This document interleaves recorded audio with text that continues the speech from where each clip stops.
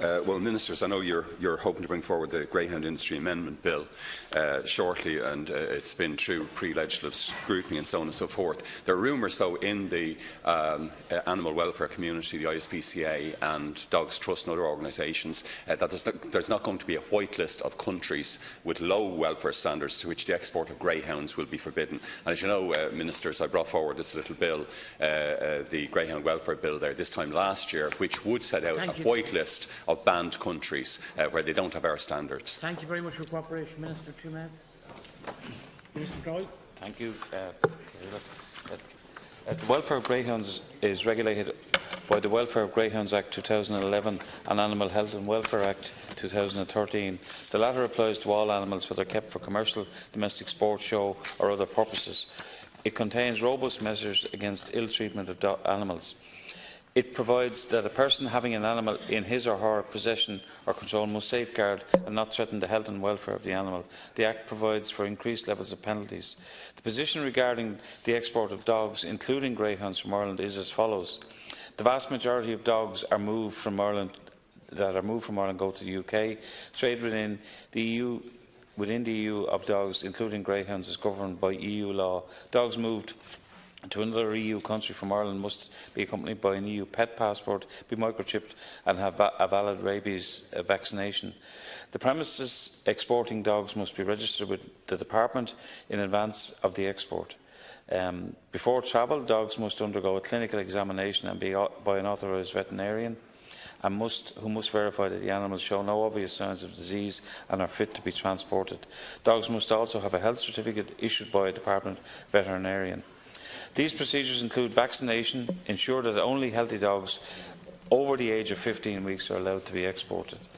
Exporters must also comply with EU law on the protection of animals during transport, while the transport of animals by air is governed by the International Air Transport Association. In this context, I am aware that a number of airlines do not transport commercial consignments of greyhounds. Bandicoot, who are responsible for the governance, regulation and development of the greyhound industry in Ireland, has stated that it does not support the export of greyhounds to destinations which do not conform with the standards of the Animal Health and Welfare Act or the Welfare of Greyhounds Act, or its own Code of Practice and Standards. It's a view which I fully endorse. My department has a close working relationship with the animal welfare charities on all aspects of animal welfare. Officials of the department have met with the welfare members of the International Greyhound Forum, which includes Dogs Trust, the ISPCA and Bandicoot, to consider issues surrounding export of greyhounds. I am aware that Deputy Broughan brought a private member's bill to amend the Welfare of Greyhounds Act. Minister, can I stop the road?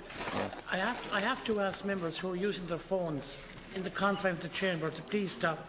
I've held my patience on several days, but it's very disruptive to members and to the ministers who are trying to put questions and answer them. So, Deputy still.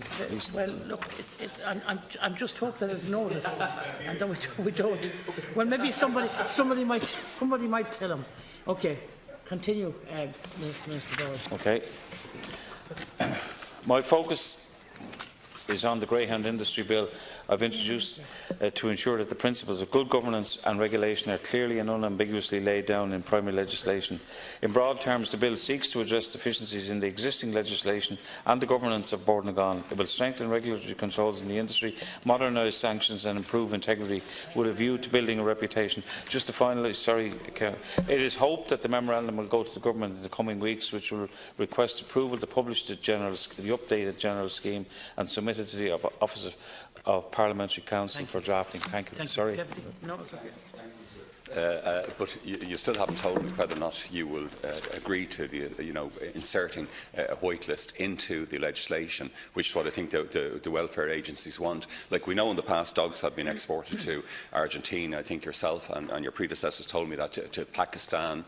We've had Irish dogs ending up in China. I always get the mantra that, of course, 80% of racing dogs in the UK are our dogs, and that then they end up, going from there to these other countries. But you still have a very bad situation that countries with very low standards of animal welfare end up becoming the homes for our wonderful, almost national symbol, our greyhounds. And in fact, I asked you last month, in fact, one of our famous dogs, Droopy's Patrice, certainly ended up in China. You told me, but no greyhounds were exported directly to China.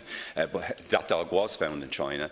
So, I mean, you do need, I think, in the legislation, the primary legislation, to have a strong, you can have this bill inserted straight in if you want to, or just take my bill as a government bill and bring it through the House. Either way, we need the white list, and we need to make sure our dogs don't end up in places like the Canondrome in Macau and so on. Thanks, Okay, thank you, Deputy. Yeah, well, look at the legislation. The bill has gone through pre-legislative scrutiny with the committee. I really am anxious to get this introduced to the floor, where all those matters can be considered. We can have a whitelist or not, but ultimately we have no control within our own control. If we have dogs going to other EU countries and they subsequently go onward travel, that's beyond the competence of this country, this state, and the legislation that we will enact. Final comment, Chair. I think, Minister, you need obviously to work closely with the European Union as well, in relation to that. But when you do look at the overall figures, I think the Greyhound Rescue Association told us that between 2010 and 2015, almost 3,000 of our greyhounds were surrendered to dog pounds. 2,500 greyhounds were destroyed by the pounds, and 400 were thankfully homed or collected by the welfare organisations. They're pretty bad figures. Even in 2016, we had 284 greyhounds entering pounds, of which half were euthanized. So, there is a huge welfare issue there that I do think you obviously you need to address. And as you know, the Dogs Trust organisation, who helped me to draft the bill on the whitelist, they recently launched the Grey Watch campaign, asking members of the public to consider adopting the greyhounds and lurchers, these again wonderful sentient animals. But still, over half of them, as I said, were euthanized during 2016. So I think there are welfare issues, but the focus really is on countries which don't share our standards, and I'd like you to consider that urgently and put it into the bill. Do you want to make a quick comment? Very quickly, part and parcel of the draft legislation, I think, which everyone will agree with, is governance, integrity and welfare. And it's a point I will be making repeatedly to in my role to the stakeholders, that they have to measure up to that as well. I mean, I think it goes without saying, and I think hopefully we can get this legislation into the floor here and discuss all those matters comprehensively. The pre-leg scrutiny process was very effective, as far as I can. Well, if I had my way, it'd be tomorrow, but I'm hoping soon. Okay.